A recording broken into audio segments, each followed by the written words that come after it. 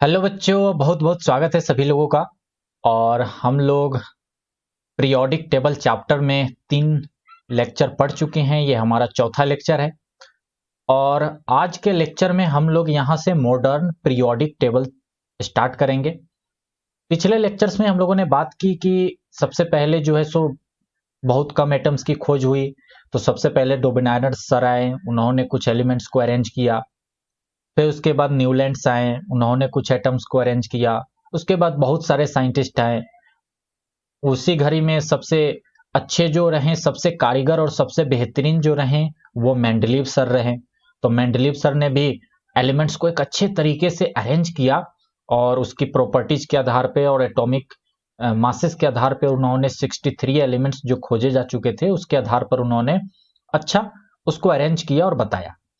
तो पिछली क्लास में हम लोगों ने मेंडलीव के बारे में पढ़ा, उनकी क्या क्या अचीवमेंट्स थी, मतलब उनके पीरियोडिक टेबल में क्या क्या अच्छी बात थी उसके बारे में पढ़ा।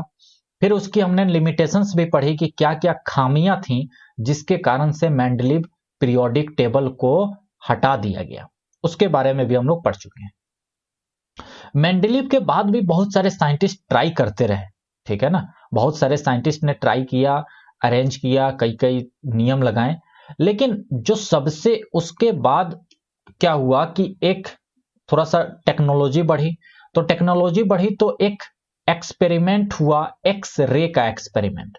इसका एक्सपेरिमेंट, एक्स रे का एक्सपेरिमेंट। ये एक्सपेरिमेंट के द्वारा ये मालूम किया गया कि एटम के अंदर इलेक्ट्रॉन, प्रोटॉन, न्यूट्रॉन की थोड़ी सी और ज्यादा जानकारी मिली। बात समझ में आ रही है। और इसी के आधार पर एक्स रे के द्वारा एक्सपेरिमेंट करके और उसके बाद फ्रीक्वेंसी, ये सारी चीजें आप लोग हायर क्लासेस में पढ़ोगे। इन्हीं सब के आधार पे 1930 में, 1913 में हेनरी नाम के साइंटिस्ट ने मॉडर्न पीरियोडिक टेबल दिया, ठीक है ना। और ये जो पीरियोडिक टेबल था ये किसके बेसिस पर था? एटॉमिक नंबर के बेसिस पे। और मेंडलीव का या डोबेनाइरर का या न्यूलैंड का, उन लोगों का पीरियोडिक टेबल किस बेसिस पर था? एटॉमिक मासेस के बेसिस पे। और इन्होंने किस बेसिस पर दिया? एटॉमिक नंबर के बेसिस पे। तो जो आज के समय में हम लोग मॉडर्न पीरियोडिक टेबल पढ़ते हैं, तो according to modern periodic table जो प्रॉपर्टीज है, the physical properties and the chemical properties of elements are a periodic function of their atomic number, ठीक है ना। और मेंडलीव में क्या था? The physical and chemical properties of elements are a periodic function of their atomic masses. बात समझ में आ गई? तो ये डिफरेंस भी लिखने को आए तो आप लोग लिख सकते हो।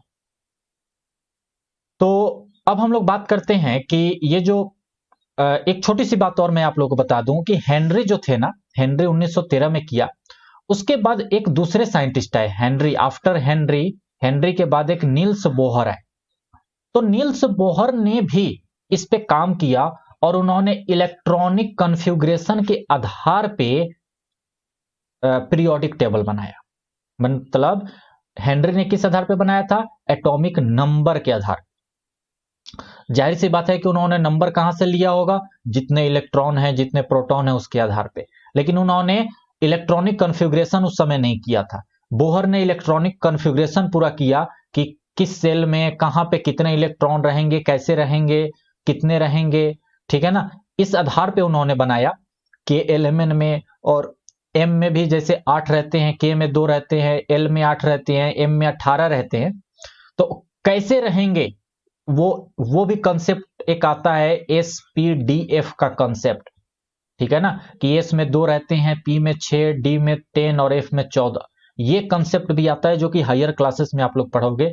तो इन सब के आधार पे बोहर ने अपना पीरियोडिक टेबल बनाया जो कि सेम एज हेनरी के जैसा ही था, ठीक है ना। लेकिन दोनों में सिमिलर डिफरेंस क्या था कि हेनरी ने एटॉमिक नंबर के आधार पे किया था और बोहर ने थोड़ा सा और उसको ब्रॉड वे में किया, थोड़ा सा इलेक्ट्रॉनिक कॉन्फ़िगरेशन कुछ उसमें तामझाम किया और एसपीडीएफ का कंसेप्ट लगा के किया, लेकिन हुआ सेम।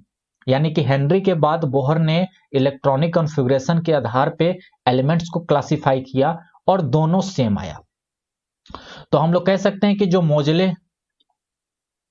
हेनरी मोजले, ठीक है, और उसके बाद बोहर, इन दोनों ने, मोजले ने अपना जो है सो एक्स रे के साथ एक्सपेरिमेंट किया था और एटॉमिक नंबर को साथ में लेके किया था, और बोहर ने जो है सो इलेक्ट्रॉनिक कॉन्फ़िगरेशन के आधार पे कैटेगराइज किया, और दोनों का सेम आया, जिसे कि आज के समय में हम लोग पढ़ते हैं मॉडर्न पीरियोडिक टेबल। ठीक है, इसी को हम लोग आज के डेट में पढ़ते हैं मॉडर्न पीरियोडिक टेबल के नाम पे, जो कि आप लोग देखते हैं।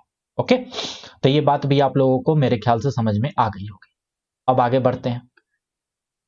यही है भैया आपका मॉडर्न पीरियोडिक टेबल। देखो ध्यान से, इसमें मैं आप लोगों को थोड़ा सा यहां पे बता दूं एक बहुत ही बेहतरीन बात, कि मैंने जब केमिकल रिएक्शन और इक्वेशन चैप्टर पढ़ाया था तो शुरुआत में मैंने इसके बारे में थोड़ा बहुत पढ़ाया था। आप लोग चाहो तो वहां से अगर आपने पढ़ रखा है तो अच्छी बात है, या मैं जो रिवीजन करा रहा हूं, मेरा रिवीजन का सीरीज है, डिस्क्रिप्शन में मैं उसका लिंक भी दे दूंगा।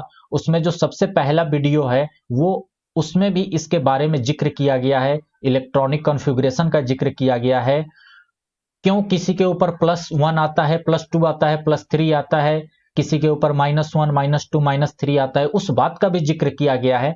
ठीक है ना, और केमिकल फॉर्मूला बनाने का भी जिक्र किया गया है। उस वीडियो को एक बार अगर आप लोग देख लोगे, अगर आपने नहीं देखा है तो आपकी जीरो लेवल से बिल्कुल समझ में आने लगेगी पीरियोडिक टेबल।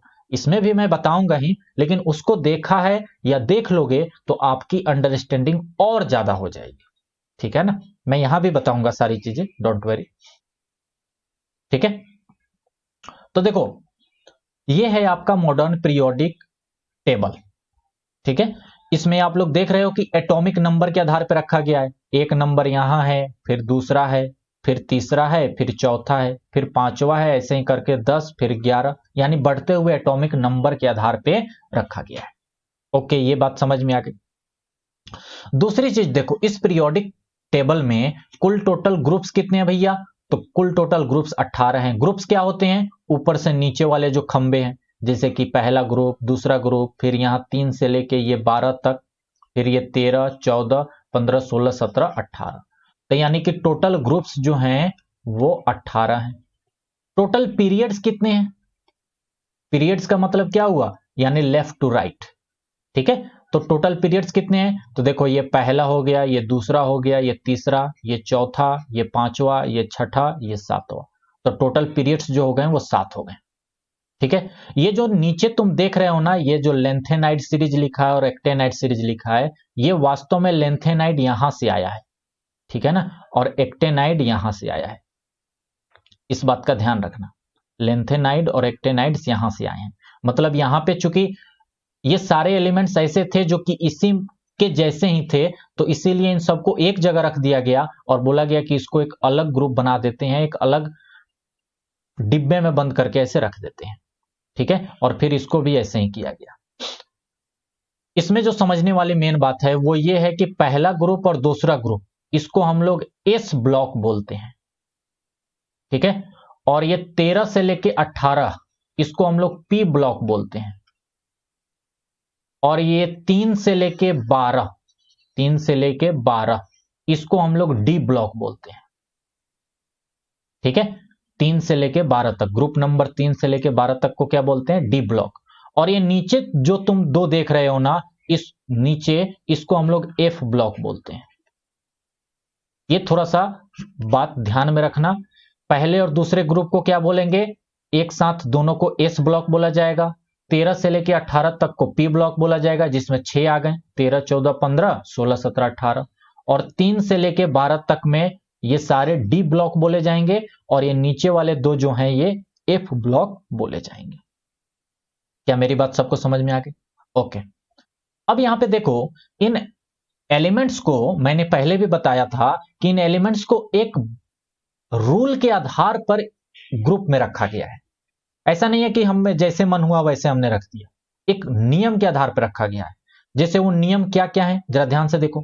जैसे हम पहले ग्रुप की बात करते हैं, तो पहले ग्रुप में हम लोग हाइड्रोजन जानते हैं कि H+ में भी रह सकता है। लिथियम हम जानते हैं कि Li+ में, मतलब +1 में, Na+1 में, K+1 में।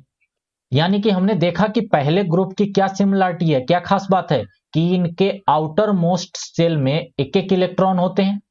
इनके सबसे बाहरी वाले सेल में आउटर मोस्ट में एक एक इलेक्ट्रॉन होते हैं जो कि निकल जाते हैं और ये स्टेबल हो जाते हैं। तो निकल गए यानी कि प्लस का 1 आ गया। बात समझ में आ रही है ना, प्लस का 1 आ गया। तो पहले ग्रुप की क्या खास बात हो गई कि ये प्लस का 1 बनेगा, यानी कि इसके आउटर मोस्ट सेल में कितने इलेक्ट्रॉन होंगे, एक इलेक्ट्रॉन होंगे। दूसरे ग्रुप की वही सेम खास बात कि बेरिलियम हम लोग जानते हैं कि क्या बनता है, Be+2 बनता है, मैग्नीशियम Mg+2 बनता है, कैल्शियम +2 बनता है। इसका इलेक्ट्रॉनिक कॉन्फ़िगरेशन मैंने करके दिखाया है। अब यहां पे मत कहना कि यहां पे इलेक्ट्रॉनिक कॉन्फ़िगरेशन करो। देखो कुछ चीजें जो है ना आपको पहले से आनी चाहिए, अगर नहीं आ रही है वो गलती आपकी है। मेरी बात समझ में आ रही है ना, वो गलती आपकी है। इसीलिए मैं कह रहा हूं कि डिस्क्रिप्शन में जो वीडियो है उसको जरूर देख लेना। उसमें पहला वीडियो जिसमें कि बेसिक केमिस्ट्री करके मैंने बनाया है, 1 घंटे के आसपास का है, उसको देख लोगे आपकी सारी प्रॉब्लम खत्म हो जाएगी। ओके, आप चाहो तो इलेक्ट्रॉनिक कॉन्फ़िगरेशन भी करके देख सकते हो। जैसे मैग्नीशियम का हम करना चाहें तो मैग्नीशियम का KLMn अगर आप करते हो तो मैग्नीशियम 12 नंबर होता है, यहां 2, यहां 8, यहां 2 0, तो अंतिम में 2 आया ना। कैल्शियम 20 होता है, इसका करोगे तो यहां 2 8 8 2, फिर अंतिम में 2 आया। तो इसी कारण से ये दोनों इलेक्ट्रॉन निकल जाते हैं और ये एटम जो है स्टेबल हो जाता है और +2 का चार्ज आ जाता है। तो दूसरे ग्रुप की ये खास बात हो गई कि इस पे +2 आ जाता है। बात समझ में आ रही है ना। उसके बाद मैं आप लोगों को बता दूं कि हम लोगों को तीसरे से लेके 12वें तक के बारे में कोई बात नहीं करनी है कि इसके ऊपर प्लस का 1 आता है कि प्लस का 2 आता है कि प्लस का 3 आता है कि प्लस का 4 आता है कि माइनस का आता है, क्या आता है, हमें इसके बारे में बात करनी ही नहीं है, क्योंकि ये आपके सिलेबस का है ही नहीं। इसमें कुछ अलग कंसेप्ट लगते हैं जिसको कि आप लोग 11वीं 12वीं में जाकर ही हायर क्लासेस में ही पढ़ोगे। फिलहाल पहला ग्रुप और दूसरा ग्रुप समझ में आ गया होगा। अभी मैं सारी चीजें लिखवाऊंगा भी, पहले समझते जाओ। तो 12 तक तो हम लोगों को काम नहीं करना। अब हम लोग बात करते हैं 13 से 18 के बीच में। तो 13 वाले में देखो, ये बोरॉन जो है हम लोग जानते हैं बोरॉन प्लस का 3 रहता है, एल्युमिनियम भी प्लस का 3 रहता है, क्योंकि इसमें एटॉमिक नंबर 13 होता है। 2 8 3 रहेगा, 3 निकल के स्टेबल हो जाएगा। बात समझ में आ रही है ना, बोरॉन में भी वही हाल रहेगा, 2 3 रहेगा, 3 निकल के स्टेबल हो जाएगा। तो ग्रुप नंबर 13 की यह खास बात हो गई कि उसके अंतिम में कितने इलेक्ट्रॉन रहेंगे, उसके अंतिम में 3 3 इलेक्ट्रॉन रहेंगे। आउटर मोस्ट सेल में, सबसे बाहरी वाली सेल में कितने इलेक्ट्रॉन रहेंगे, 3। कार्बन के बारे में बात करें, ये ग्रुप नंबर 14 जो कार्बन वाली ग्रुप है, तो इसके बाहर 4 इलेक्ट्रॉन होते हैं। सबसे आउटर मोस्ट सेल में कितने इलेक्ट्रॉन होते हैं, 4 इलेक्ट्रॉन। नाइट्रोजन की बात करें तो 5 होते हैं। नाइट्रोजन की बात करें तो जैसे 7 होता है ना, तो इसका KLMn करके देख लो, तो यहां पे 2, यहां पे 5। अगर उसके नीचे फास्फोरस की बात करो जो कि 15 है, तो इसका कितना हो जाएगा, 2 8 5। मतलब कि आउटर मोस्ट सेल में 5 इलेक्ट्रॉन आएंगे। अब समझ में आ रही है, ये 16 नंबर ग्रुप की खास बात हो गई। इसी कारण से तो ये 3 इलेक्ट्रॉन और लेकर अपने आप को स्टेबल करता है और N3- और P3- बनता है। अब समझ में आ रही है ना। 17 नंबर की क्या खास बात है कि अंतिम में, अच्छा ऑक्सीजन की मैं बात कर रहा था ना, अच्छा अभी ऑक्सीजन की बात नहीं हुई, तो ऑक्सीजन के बारे में बता दूं कि अंतिम में कितने इलेक्ट्रॉन आएंगे, 6 इलेक्ट्रॉन रहेंगे। ऑक्सीजन का ही देख लो, ऑक्सीजन का 2 6 8 हो गए। सल्फर में 2 8 6, 2 8 6। तो अंतिम आउटर मोस्ट सेल में कितने इलेक्ट्रॉन आएंगे, 6 इलेक्ट्रॉन रहेंगे। 17 नंबर ग्रुप की बात करें, फ्लोरीन क्लोरीन ब्रोमीन आयोडीन, तो इसके आउटर मोस्ट सेल में कितने इलेक्ट्रॉन आएंगे, 7 इलेक्ट्रॉन आएंगे। देख लो फ्लोरीन का एटॉमिक नंबर 9 होता है, KLMn करके देख लो, यहां पे 2 यहां पे 7। उसके नीचे क्लोरीन का देख लो जिसका 17 है, तो यहां पे 2 यहां पे 8 यहां पे 7। आउटर मोस्ट सेल में कितने आ जाएंगे, 7। तभी तो ये एक इलेक्ट्रॉन ले लेता है, तो F का -1 बन जाता है, Cl का -1 बन जाता है। बात समझ में आ रही है ना। इलेक्ट्रॉनिक कॉन्फ़िगरेशन करने सबको आना चाहिए। इलेक्ट्रॉनिक कॉन्फ़िगरेशन जो है ये इंपॉर्टेंट है। मैं थोड़ा सा 1-2 मिनट में डिस्कस कर देता हूं। इलेक्ट्रॉनिक कॉन्फ़िगरेशन हम लोग करते हैं KLMn में कि कोई भी एटम जो है ये इसके अंदर का न्यूक्लियस होता है, तो पहले सेल में मैक्सिमम 2 इलेक्ट्रॉन रह सकते हैं, दूसरे सेल में मैक्सिमम 8 इलेक्ट्रॉन, तीसरे सेल में मैक्सिमम 18 इलेक्ट्रॉन रह सकते हैं। 18 इलेक्ट्रॉन, लेकिन 8 इलेक्ट्रॉन होने पर ही ये स्टेबल हो जाता है।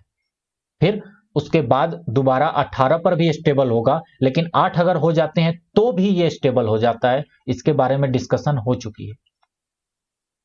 चौथे में अगर बात की जाए तो यहां पर भी कितने इलेक्ट्रॉन मैक्सिमम, यहां पे मैक्सिमम 32 इलेक्ट्रॉन रह सकते हैं। ये किस आधार पे चलता है भैया, तो ये चलता है 2n² के आधार पे। जैसे कि पहला सेल यानी n की वैल्यू 1 करोगे तो टोटल इलेक्ट्रॉन कितने हो जाएंगे, 2 इंटू 1 का स्क्वायर 2। दूसरा सेल यानी कि सेल नंबर l की बात हो रही है, n की वैल्यू 2, तो ये कितना हो जाएगा 2 इंटू 2 का स्क्वायर। n की वैल्यू 2 है ना, तो यहाँ पे 2, तो 2 दूनी 4 दूनी 8। अगर हम m सेल की बात करें यानी n की वैल्यू 3, तो 2 इंटू 3 का स्क्वायर यानी 3 का स्क्वायर 9, 9 दूनी 18। फिर ऐसे ही 4 का करोगे तो 4 चौका 16, 16 दूनी 32। बात समझ में आ गई सबको। ये आपके एनसीईआरटी में भी दिया है, मैंने भी पहले बता रखा है, फिर से मैंने बता दिया, 3 बार हो गई, अब इससे ज्यादा नहीं। ओके, तो ये बात समझ में हमें आ गई कि जो ये ग्रुप्स है ना, ये एक नियम के आधार पर रखे गए हैं कि आउटर मोस्ट सेल में कितने इलेक्ट्रॉन होते हैं, उसके आधार पर ग्रुप्स बनाए गए हैं। बात समझ में आ रही है ना। तो ग्रुप्स और पीरियड्स जो बनाए गए हैं ना, वो एक नियम के आधार पर बनाए गए हैं, ऐसा नहीं है कि किसी को भी कहीं भी रख दिया गया।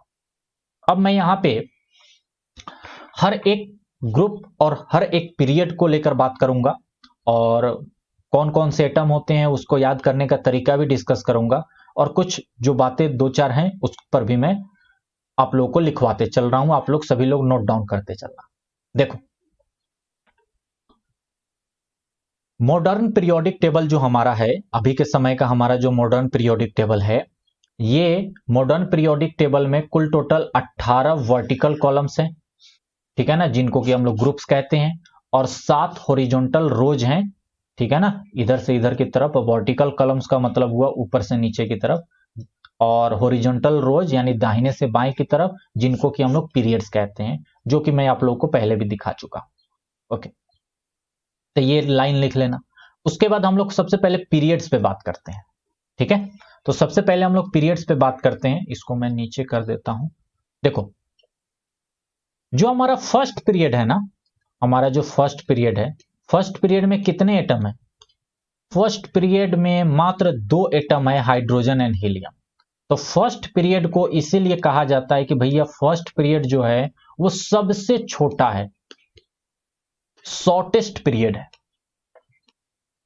ठीक है ना, क्योंकि इसमें सिर्फ हाइड्रोजन और हीलियम होता है, मात्र और मात्र 2 एटम होते हैं। आप देख भी सकते हो, देख लो, यहां पे हाइड्रोजन है और यहां पे हीलियम, मात्र पहले में मात्र और मात्र 2 एटम है। ओके, दूसरा जो ग्रुप है, सॉरी, दूसरा जो पीरियड है, जो सेकंड पीरियड है और third period, second period and third period,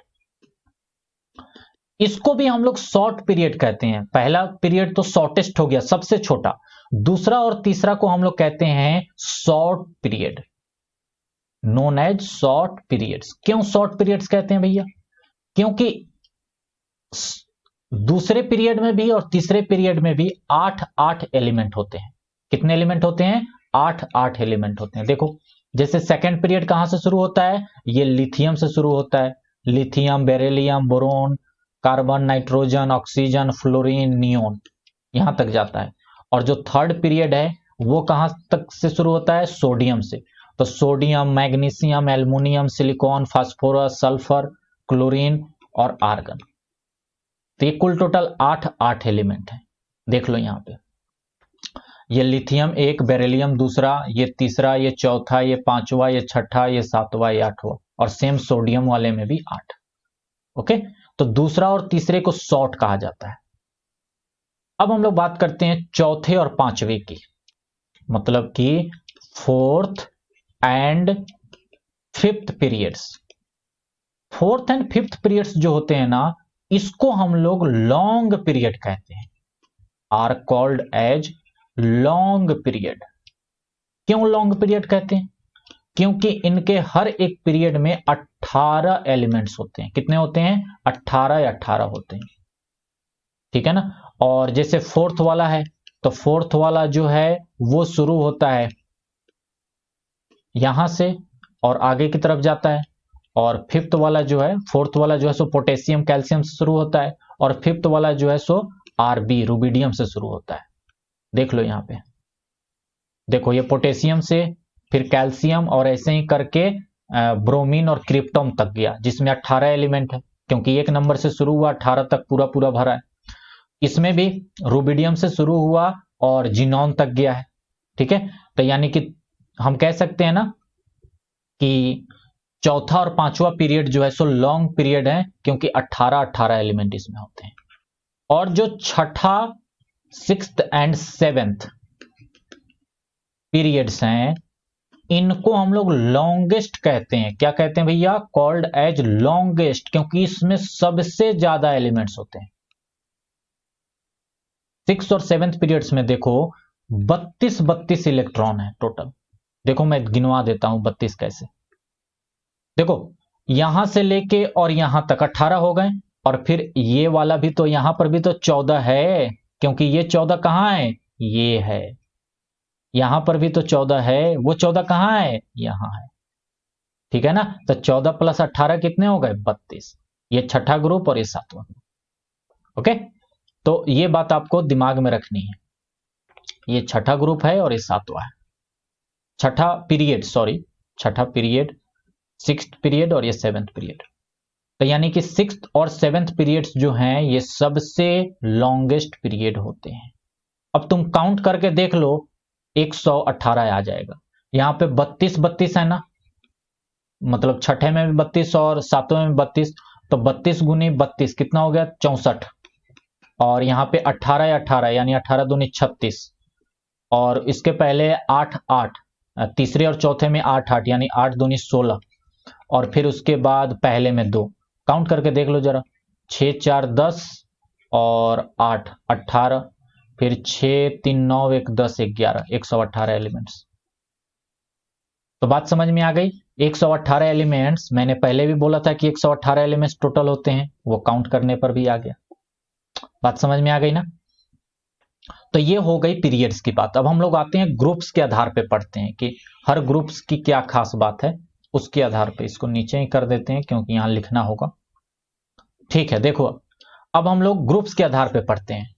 तो जो हमारा ग्रुप नंबर 1 था, ग्रुप नंबर 1 था, मैंने क्या बोला कि ग्रुप नंबर 1 के आउटर मोस्ट सेल में कितने इलेक्ट्रॉन्स रहेंगे? 1। तो यानी कि electrons in outer most shell is 1।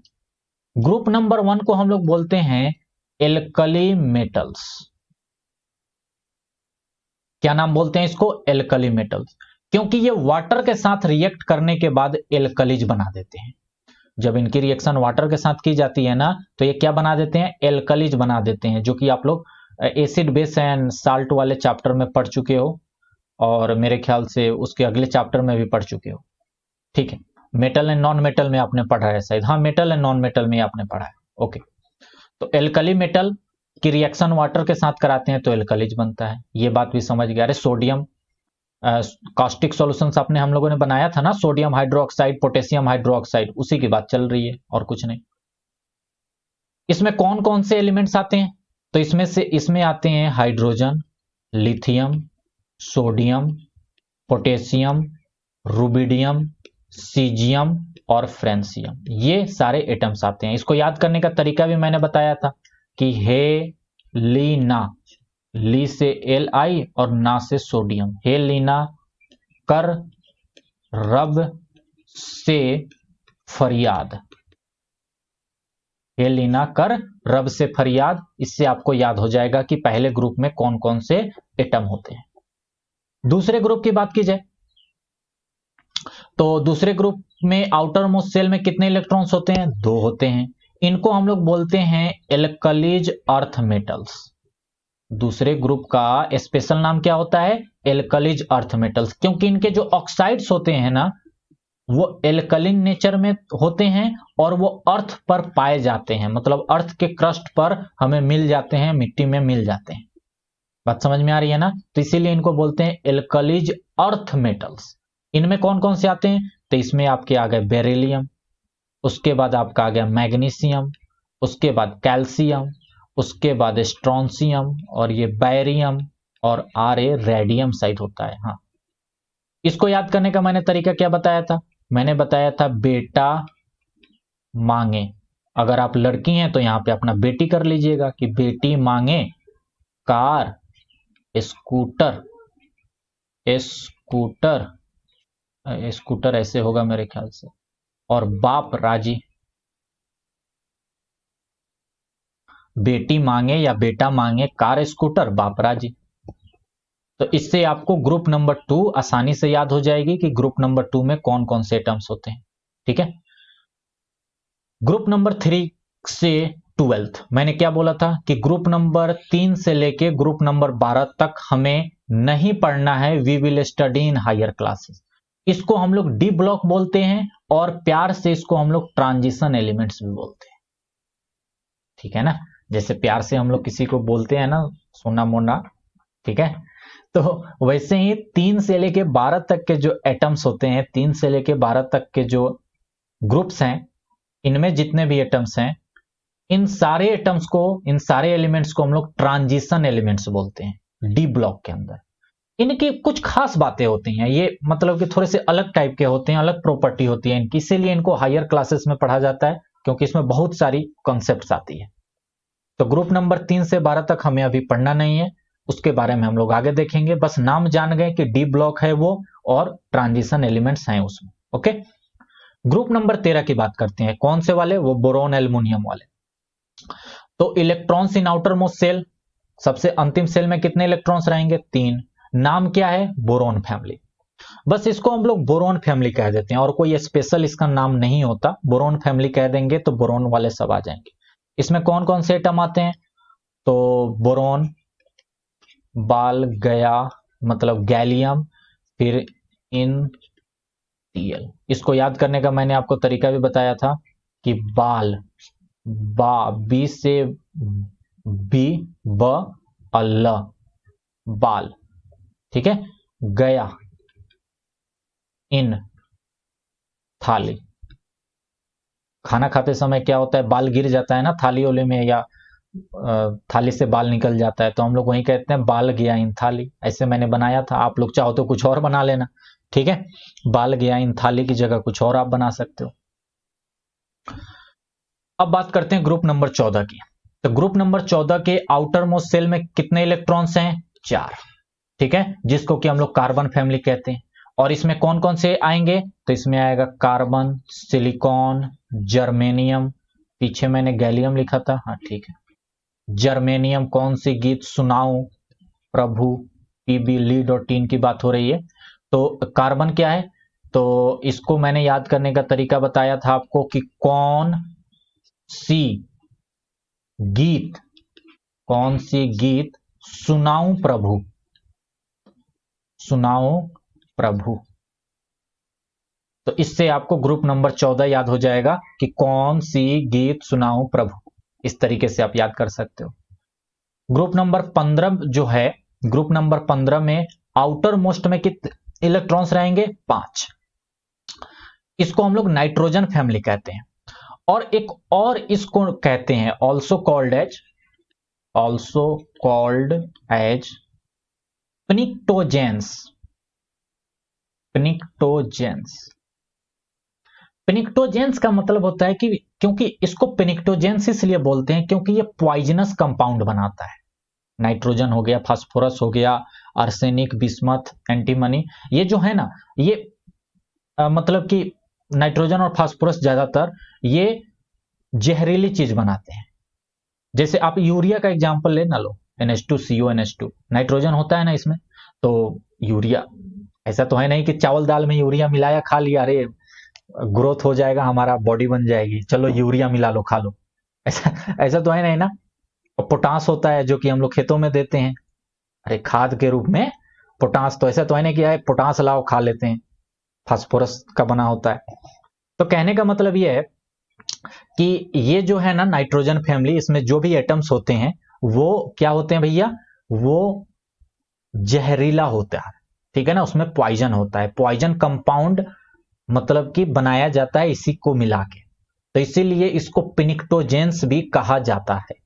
ठीक है, इसमें कौन कौन से एटम आ गए? तो इसमें आ गया नाइट्रोजन, फास्फोरस, AS आर्सेनिक होता है आई थिंक, और SB और BI बिस्मथ। याद करने का तरीका मैंने आप लोगों को क्या बताया था? नेपाल, पाकिस्तान, ठीक है, और A से Australia, Australia, Nepal, Pakistan, Australia, SB से सब, और BI से बीमार। नेपाल, पाकिस्तान, ऑस्ट्रेलिया, सब बीमार। ओके, इस तरीके से आप ग्रुप नंबर 15 याद रख सकते हो। ग्रुप नंबर 16 की बात करते हैं तो ग्रुप नंबर 16 में सबसे अंतिम में कितने सेल हो जाएंगे? 6 हो जाएंगे।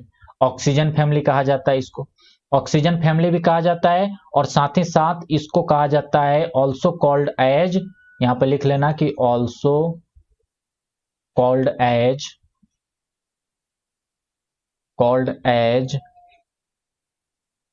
चाल्कोजेंस। चाल्कोजेंस का मतलब होता है ओरे फॉर्मिंग कंपाउंड। मतलब आपने मेटल एंड नॉन मेटल में ओर पढ़ा होगा, तो आपने देखा होगा कि जितने भी ओर होते हैं वो ऑक्सीजन के साथ होते हैं या सल्फर के साथ अधिकतर होते हैं, तो इसीलिए कहा जाता है इसको चार्कोजेंस, ऑक्सीजन फैमिली को। इसमें कौन कौन से आते हैं? ऑक्सीजन, सल्फर, Se, Te और Po। इसको याद करने का तरीका मैंने क्या बताया था? उस से O, स से सल्फर, उस से टीपो, जैसे हम लोग एग्जाम में टिपते हो ना तुम लोग एक दूसरे से, तो ये टी और ये पो, उस से टीपो। 5 इसमें अल्फाबेट हैं और पांचों का नाम 5 सही है, उस से टीपो। ग्रुप नंबर 17 की बात करें तो आउटर मोस्ट सेल में कितने इलेक्ट्रॉन? 7। क्या बोलते हैं इसको? हैलोजेंस बोलते हैं। हैलोजेंस क्यों? क्योंकि ये मेटल के साथ रिएक्शन करके साल्ट्स बनाते हैं। अरे भैया NaCl, MgCl2, ठीक है ना, KCl, KBr या NaBr, ये सब क्या है? ये सब साल्ट्स ही तो हैं। तो साल्ट्स बनाते हैं ये मेटल के साथ रिएक्शन करके, तो इसीलिए इनको हम लोग क्या कहते हैं? हैलोजेंस। इसको याद करने के लिए कोई तरीका नहीं होता, क्योंकि ये इतनी बार यूज हो जाता है कि ऐसे ही याद हो जाता है। फ्लोरीन, क्लोरीन, ब्रोमीन, आयोडीन, और एक अंतिम में AT भी आता है। तो कहने का मतलब ये है कि इसको कोई ट्रिक है ही नहीं, आप चाहो तो अपना बना लेना। देखो, ट्रिक उस चीज में लगाया जाता है जिसको कि याद करना मुश्किल हो। फ्लोरीन, क्लोरीन, ब्रोमीन, आयोडीन इतनी बार ना यूज होता है कि बच्चे के दिमाग में ऐसे ही बैठ जाता है, तो काहे के लिए ट्रिक लगाना, एक नया चीज दिमाग में और काहे के लिए बैठाना? ठीक है, ऐसे याद है तो ऐसे ही रहने दो, फ्लोरीन, क्लोरीन, ब्रोमीन, आयोडीन। आपको लगे तो कोई बना लेना अपने हिसाब से, कि फालतू कलाकारी कुछ भी बना लेना यार, जो मन हो बना लेना, ठीक है। ऐसे बना लेना, फूफा, काले बंदर, जो मन चलो, ग्रुप नंबर 18 की बात करते हैं। तो ग्रुप नंबर 18 में आउटर मोस्ट सेल जो होता है फुल्ली फिल्ड होता है। क्या होता है? फुल्ली फिल्ड, यानी पूरी तरीके से कंप्लीट होता है। इसी कारण से इसको हम लोग इनर्ट या नोबल गैसेस बोलते हैं, क्योंकि इनर्ट है, अनरिएक्टिव है, किसी के साथ रिएक्शन नहीं करता है। इसमें कौन कौन से आते हैं? तो इसमें आता है helium, neon, argon, krypton, xenon, radon, Xe और Rn, ये आते हैं इसमें, ठीक है। इसको भी याद करने का तरीका मेरे पास कोई नहीं है, आप चाहो तो अपना कुछ बना लेना। हे नील आर्म कर, कुछ भी बना लेना। हे नील आर्म कर, Xrn का क्या बना सकते हो? एक्स कर एक्सरे एक्सपेरिमेंट, कर एक्सरे एक्सपेरिमेंट कर, ऐसे बना सकते हो। हे नील आर्म कर एक्से एक्सपेरिमेंट, या एक्सरे रिएक्शन कर एक्सरे रिएक्शन, हाँ ऐसे बना सकते हो।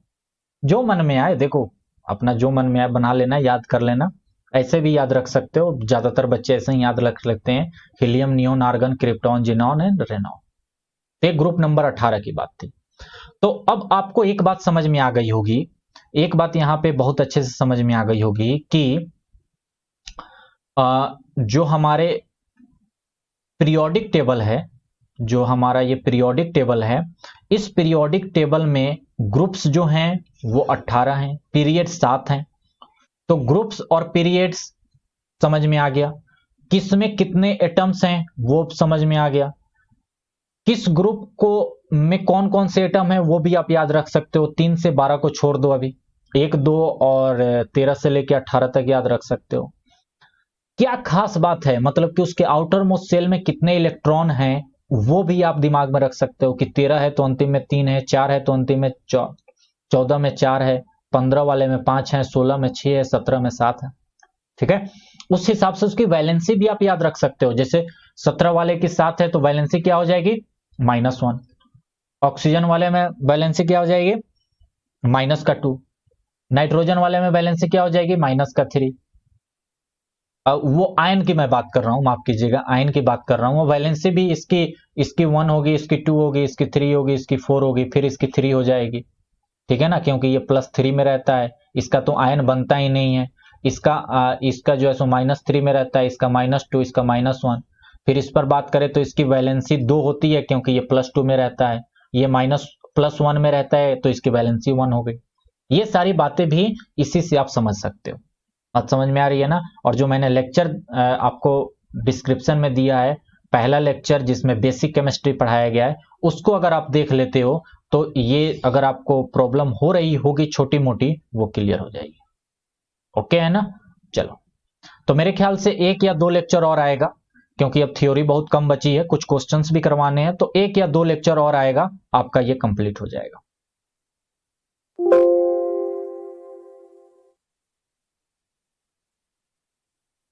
ओके, तो अब हम लोग नेक्स्ट क्लास में मिलेंगे और नेक्स्ट क्लास में हम लोग इसकी कुछ प्रॉपर्टीज करेंगे। ठीक है ना, कि पीरियोडिक टेबल में क्या क्या और खास बात है उसको और गहराई में समझेंगे। Atomic radius, metallic non metallic character, valency का मैंने बता ही दिया।